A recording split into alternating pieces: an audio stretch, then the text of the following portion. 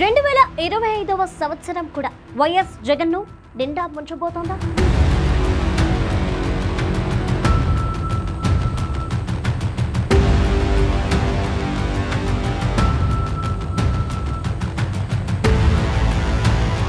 గత 5 ఏళ్లలో తాను నమ్ముకున్న సలహాదారులు, మంత్రులే తనను కూడా కేసుల్లో ఇరికించబోతున్నారా?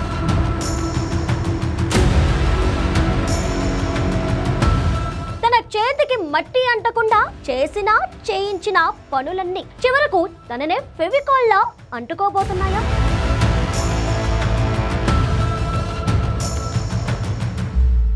జాతకం ప్రకారం జగన్ను రాహువు, కేతువు నీడలా వెంటాడుతున్నాయా? జగన్ రెడ్డి జాతకంలో అవి అశుభ స్థానాల్లో ఉన్నాయా? కూటమి ప్రభుత్వం జగన్ గురించి ఆలోచించకుండా జగన్ చుట్టూ ఉన్నవారి గురించి ఆలోచిస్తూ అతన్ని ఎందుకు టెన్షన్ కు గురి చేస్తోంది?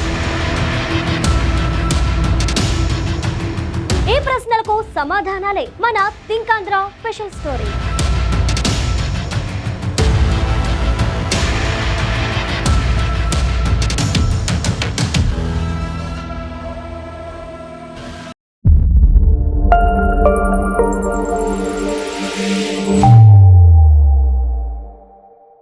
కొత్త సంవత్సరం అనగానే తమ జాతకాలు ఎలా ఉన్నాయో అని అందరూ జ్యోతిష్య పండితులను కలుస్తుంటారు. తమ జాతకం ఈ ఏడాది ఎలా ఉంది, ఏమైనా కలిసొస్తుందా, కష్టాలున్నాయా, ఉంటే వాటిని ఎలా అధిగమించాలి తదితర విషయాలను తెలుసుకుని వాటికి తగ్గ పరిహారాలు చేయించుకుంటారు. కానీ 5 సంవత్సరాలు తాడేపల్లి ప్యాలెస్ నుంచి అడుగు బయటకు పెట్టకుండా రాష్ట్రాన్ని పరిపాలించిన జగన్ రెడ్డి మాత్రం కొత్త సంవత్సరం రావడానికి ముందే తాడేపల్లి నుంచి బెంగళూరు నుంచి తాడేపల్లికి మధ్య మూటి కాలిన పిల్లి లెక్కన తిరుగుతున్నారు. రాహువు, కేతువుకు నీడ గ్రహాలని పేరు. అవి జాతకంలో అశుభ స్థానాల్లో ఉంటే అన్ని కష్టాలే. అటువంటి నీడ గ్రహాల అధికారంలో ఉన్న సమయంలో జగన్ రెడ్డిని నీడలా వెంటాడిన Sajjala Ramakrishna Reddy, YS Avinash Reddy, Vijayasai Reddy, YV Subba Reddy, Kodali Nani, Perni Nani, Vallabhaneni Vamsi, Sajjala Bhargav, YV Subba Reddy కొడుకు విక్రాంత్ రెడ్డి అధికారులుగా ఉంటూ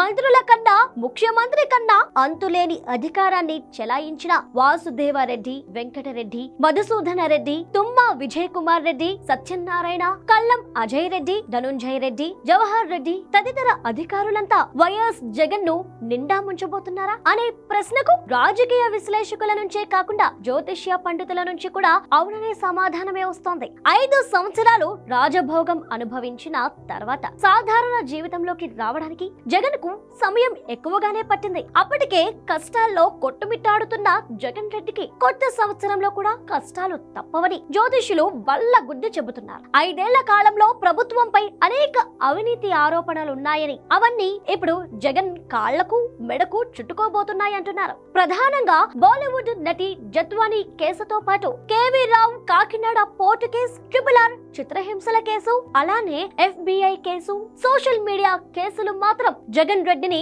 జలగల్లా పట్టుకోవడం ఖాయమంటున్నారు. ఒక అడుగు ముందుకు వేస్తే 4 అడుగులు వెనక్కి వేయాల్సి ఉంటుందని జగన్ రెడ్డి జాతకం పరిశీలించిన తర్వాత అతని చుట్టూ ఉన్నవారే అతన్ని నిండా ముంచబోతున్నారని, గతంలో ఏ పనులైతే వారి చేత ఆయన చేయించాడో అవే జగన్ కు చుట్టుకుంటాయని స్పష్టం చేస్తున్నారు. బయటపడుతున్న కేసులు కొన్నే ఉన్నప్పటికీ బయటకు రాని కేసులు చాలా ఉన్నాయి. వాటన్నిటినీ కూటమి ప్రభుత్వం తవ్వి తీస్తుందంటున్నారు. తిరుపతి లడ్డు వ్యవహారంలో వైవి సుబ్బారెడ్డి, కాకినాడ పోర్టు కేసులో వైవి సుబ్బారెడ్డి కొడుకు విక్రాంత్ రెడ్డికి, ఈడీ కేసులో విజయసాయి రెడ్డికి, సోషల్ మీడియా కేసులో సజ్జల రామకృష్ణారెడ్డికి, ఆయన కుమారుడు సజ్జల భార్గవ్ రెడ్డికి, వివేకానందరెడ్డి హత్య కేసుతో పాటు సిబిఐ అధికారి రామ్ సింగ్ పై పెట్టిన కేసులో కడప ఎంపీ వైఎస్ అవినాష్ రెడ్డికి తీవ్ర ఇబ్బందులు తప్పవంటున్నారు. అంతేకాకుండా జత్వానీ కేసు, రఘురామకృష్ణంరాజు చిత్ర హింసల కేసు మరింత తీవ్ర రూపం దాలుస్తాయని, దానికి కారకులైన వారందరికీ కష్టాలు ఖాయమని జ్యోతిష్య పండితులు చెబుతున్నారు. ప్రస్తుతం